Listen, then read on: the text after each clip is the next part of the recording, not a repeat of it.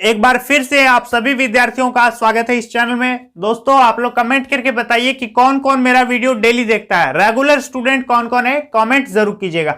तो दोस्तों आज का यह वीडियो जो है मैं आप लोगों के लिए बना रहा हूं क्लास 10th का हिंदी जो 30% ऑब्जेक्टिव आएगा, कैसे उस 30% का 30% हम ले पाएंगे। ठीक है, मुझे क्या करने की जरूरत होगी कि हम हर स्टूडेंट से अलग हो जाएं और उस 30% जो ऑब्जेक्टिव है मेरा 30 का 30 सही हो जाना चाहिए, 30% का 30% सही होना चाहिए ऑब्जेक्टिव। तो क्या करना होगा, हिंदी में कैसे तैयारी करेंगे कि 30% आपका ऑब्जेक्टिव जो है सही हो जाएगा। ठीक है, क्योंकि इस बार जो है दोस्तों हार्ड वर्क की जरूरत नहीं है, स्मार्ट वर्क की जरूरत है। हार्ड वर्क तो आप लोग कर ही रहे हैं, उसके साथ थोड़ा सा बुद्धि लगाना होगा, आप लोगों को थोड़ा सा माइंड को शार्प करना होगा, तब आप लोग अच्छा से अच्छा मार्क्स ले पाएंगे। समझ में आ रहा है? तो दोस्तों ध्यान दीजिएगा।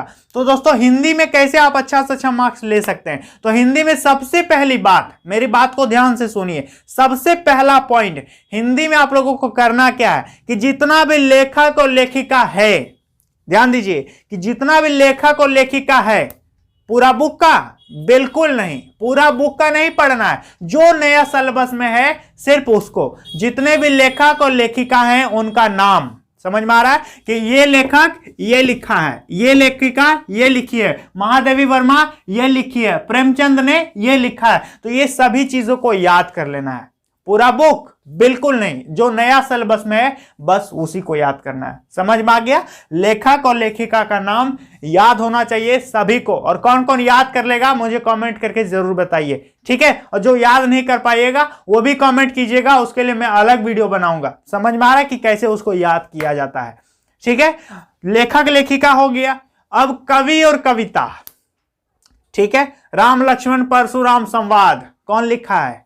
ठीक है, अब पूछ देगा कौन लिखा है, तो कवि और कविता का नाम।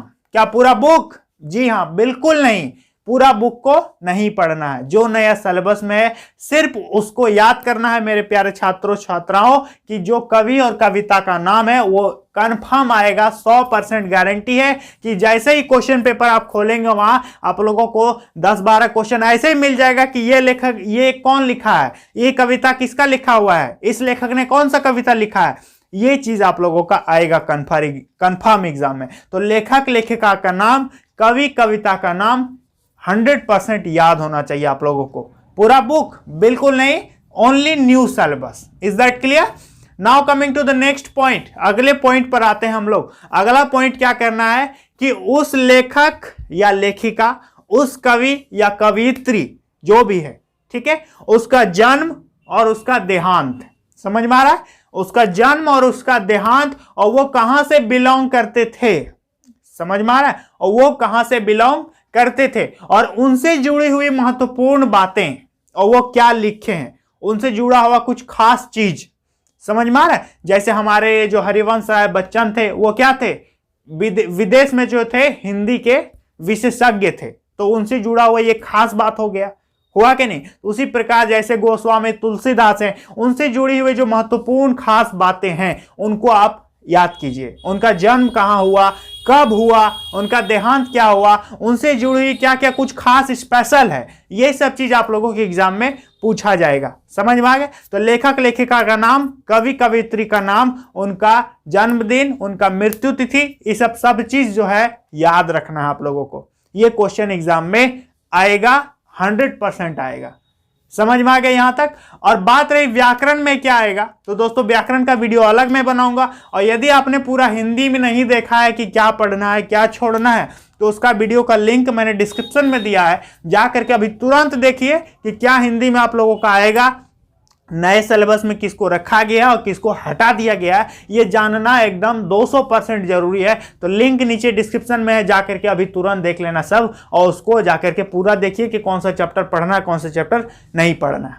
ठीक है, अब रही बात कि जैसे कि चैप्टर के अंदर, ठीक है, चैप्टर के अंदर से किस प्रकार का क्वेश्चन आएगा। ठीक है, चैप्टर के अंदर से किस प्रकार का क्वेश्चन आएगा, तो चैप्टर के अंदर से दोस्तों जो ऑब्जेक्टिव क्वेश्चंस हैं वो तो बनेंगे ही बनेंगे। तो उस चैप्टर आप लोग पढ़ेंगे तो आप लोगों को पता चल जाएगा, चैप्टर तो याद होगा ही आप लोगों को। अब पढ़िए चैप्टर, हिंदी क्या है, कहानी जैसा है, पढ़ रहे हैं, तो उससे जो दोस्तों कहानी, जैसे कि आप लोगों से पूछेंगे हम कि पिछले बार 1 जनवरी में आपका पार्टी कैसा रहा था, तो आप लोग सोचेंगे हाँ इस दोस्त के साथ यहाँ गए थे, इसके साथ एक सेल्फी लिए थे या फिर ये किए थे।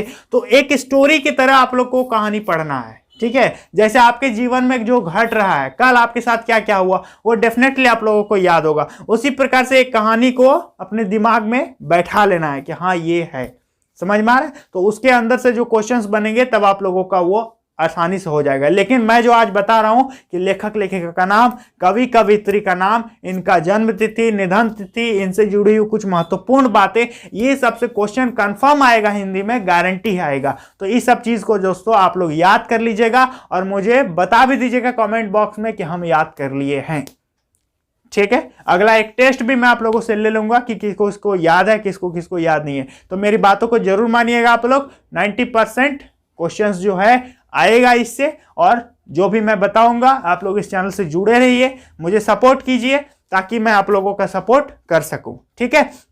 अभी दोस्तों मेरा जो है 24 के जो फैमिली बना हुआ है, ठीक है, ये आप ही लोगों के प्यार और सपोर्ट से बना हुआ है और आगे भी इसको बढ़ाऊंगा मैं, ठीक है। आप लोगों के लिए नए नए कंटेंट लाता रहूंगा। आप लोग बस सपोर्ट करते रहिए, इस चैनल को और बुलंदियों तक पहुंचाइए, अपने दोस्तों में भी शेयर कीजिए ताकि मैं आप लोगों को पढ़ा सकूं, आप लोगों को अच्छे अच्छे कंटेंट प्रोवाइड कर सकूं। तो जो मैंने आज होमवर्क दिया है वो सभी को कंफर्म याद हो जाना चाहिए। और मिलेंगे नेक्स्ट वीडियो में। इंग्लिश का मैं वीडियो अलग से बना दूंगा कि क्या आएगा क्या नहीं आएगा, कैसे ऑब्जेक्टिव पर फोकस करेंगे, ठीक है। और ऑब्जेक्टिव पर फोकस ज्यादा करना है, समझ में आ रहा है। Don't do hard work, only do smart work, okay.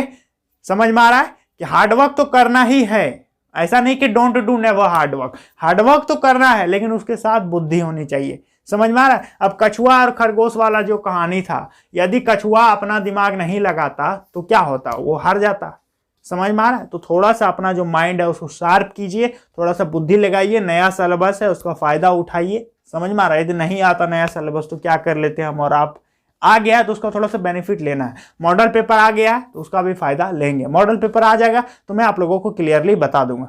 तो दोस्तों मिलेंगे एक नए वीडियो में, तब तक के लिए बहुत बहुत धन्यवाद। आपका दिन शुभ हो। ऐसा ही कंटेंट लेकर के मैं रेगुलर आता रहता हूं, तो इस चैनल को सब्सक्राइब जरूर कीजिएगा। I wish you all the best. Thanks.